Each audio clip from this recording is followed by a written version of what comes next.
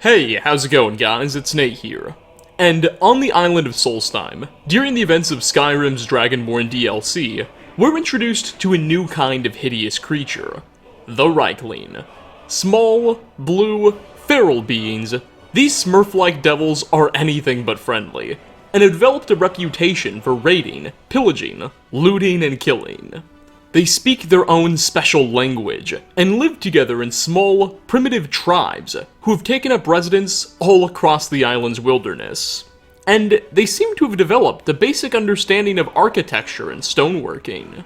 Suffice to say, Rieklings are incredible creatures that have combined pest with bandit. But by taking a much closer look at the game, its files, and examining interesting notes from other Elder Scrolls properties, we can uncover some fascinating facts about these little critters that very much can defy our expectations.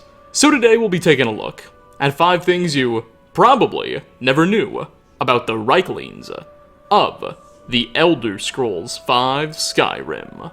Starting off, while in TES 5 and the Elder Scrolls 3 Morrowind's Blood Moon expansion, where they first appeared, Rieklings have exclusively been seen on Solstheim, making it seem like they're native to the island, and only that island, the lore suggests that they have at one point in time also inhabited mainland Tamriel as well. In the Elder Scrolls Online, which takes place roughly 1,000 years prior to the events of TES 5, we can encounter a couple Riekling tribes in Skyrim. Like, the place Skyrim, the area. Specifically, in the province of Eastmarch, where the Icebiter Riekling clan can be met at Cragwallow Slope Cavern, and the Coldsnap clan can be found at a cave/dwarven ruin called Frostvault. Unfortunately, the game doesn't offer a terribly large amount of context on why the Rieklings are here. We learn about the Icebiters at Cragwallow after a group of bards inform us they attacked a tavern in the wilderness and were sent to clear them. It's implied the beasts really like the sound of and are attracted to a certain flute, but we're unsure why. Cragwallow is both a cave and ancient Nord burial ground, and its loading screen heavily suggests the Rieklings are excavating it for some reason, but again, we're not provided a whole lot of info. We can in fact visit Cragwallow in the Elder Scrolls V, though it's a mere cave inhabited by necromancers, and there are no remnants of their old Riekling inhabitants. As for the clan at Frostvault, well, we know even less about these guys. Unlike Cragwallow, it doesn't appear in the Elder Scrolls V, though, given the fact it's partially a dwarven ruin, it's provided substance to the theory that Rieklings could be an offshoot of the Falmer, or the Snow Elves. But we'll talk more about that theory later on.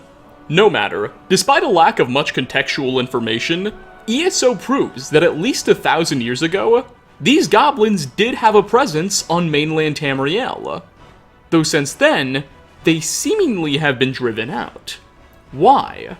Furthermore, this also begs the question of how did the Rieklings get to Skyrim in the first place? Did they simply sail down from Solstheim? Or maybe they've been native all along. Maybe Solstheim isn't the Rieklings' only homeland, it's just the last place they have left after being driven away from everywhere else. I guess only the Rieklings know, and the Rieklings won't talk. Well, they do talk, we just don't know what they're saying. Anyway, moving on. Next on our list, okay, this one's gonna be a quickie, but I find it hilarious. So, it doesn't seem like Rieklings are capable of opening locked chests. This is a fact not directly spelled out by the game, but by examining some environments, it appears rather obvious. So, when visiting campsites or settlements that have recently been raided by Rieklings on Solstheim, while the locations will almost always be well pillaged and looted, locked chests will remain locked, and we the player can pick those locks to access the goodies inside. Furthermore, when we visit Riekling-inhabited caves and campsites of their own, while we can find chests that are clearly used for storage, it doesn't seem like the Rieklings know how to close and lock those chests. Like, we always find them wide open, just with a bunch of goodies thrown inside, like they're being treated as toy boxes, suggesting the beings don't seem to know how to close and lock them. Finally, and this is just adorable, on Solstheim's northwestern coast, we can stumble across a locked chest sitting next to a glacier that's been painted blue with Riekling spears all around it. Rieklings must have found this chest, tried to open it, realized they couldn't, and got really mad, so they just chucked a bunch of spears on it and painted it with their tribal stuff, before moving on. So, these creatures may be ferocious, they may be aggressive, and they may even be very lethal when in large numbers, but it looks like we've just found one obstacle that they'll never be able to conquer. Coming in at number 3, the Riekling language is probably one of the biggest mysteries the Dragonborn DLC introduces us to. The beings are absolutely capable of speech, it's just that the language they speak is totally intelligible to us. Now, there is an example of a specific Riekling tribe that seems to have picked up some elements of English, or modern Tamrielic as we call it. The goblins inhabiting Thirskmead Hall, near the center of the island, are capable of speaking a broken down version of English, as we can communicate somewhat moderately with its chief. However, did you know that in the Elder Scrolls III Morrowind's Blood Moon DLC, there was a single Riekling capable of speaking English not only in a broken down way, but in a completely fluid, intelligent, and well-spoken way? Dolk was a Riekling we could meet who belonged to a tribe of the creatures who served an ice giant named Karstag. And when we approached him, he'd speak to us perfectly normally, saying complete grammatically correct sentences. I'd tell you to take a listen, but the character wasn't voiced. However, his subtitles were perfectly fine. This has sparked a lot of debate in the community regarding just how intelligent these creatures may be, and it implies that they seem to be capable of learning our languages quite well. That said, Dolk is the only Riekling in the Elder Scrolls franchise that possesses this articulate of an ability, and some have proposed that maybe he's just especially intelligent, or that Karstag's tribe we met in Tez 3 was particularly gifted, perhaps implying that Karstag himself had some magical abilities he was able to spread around, or something. Funnily enough, in the Dragonborn DLC, we can actually find remnants of Karstag's old tribe, and even find his skull and face off against his ghost. However, unfortunately, despite being remnants of his tribe, these Rieklings do not possess that articulate ability of speech, and talk just the same as all of the others. Whatever their true linguistic abilities, we may never know. But hopefully one day we'll be able to have more fluid conversations with their species. For our 4th spot, speaking of mysteries, let's finally circle back and talk a bit about Riekling origins and how the species emerged, because this too has been a major question in the Elder Scrolls community. And there's 2 prominent theories that I would like to explore today, one of them being what I personally believe. The first argument, as we alluded to earlier in this video, is that they're an offshoot of the Folmer, or the Snow Elves.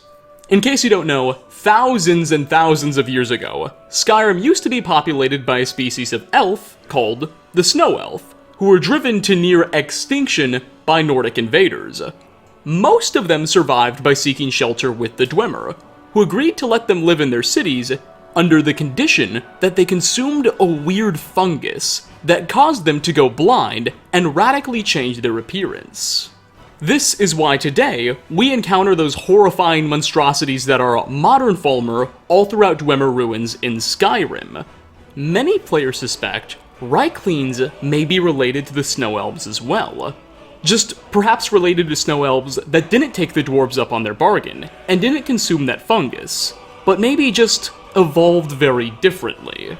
Now, knowing what Snow Elves were supposed to look like, and how Rieklings look today, this theory seems very unlikely.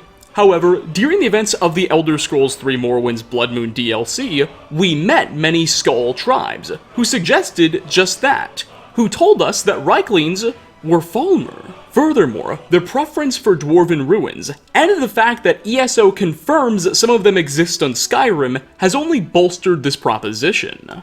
The other theory, and this is what I personally believe, is that Rieklings are really just a subspecies of goblins.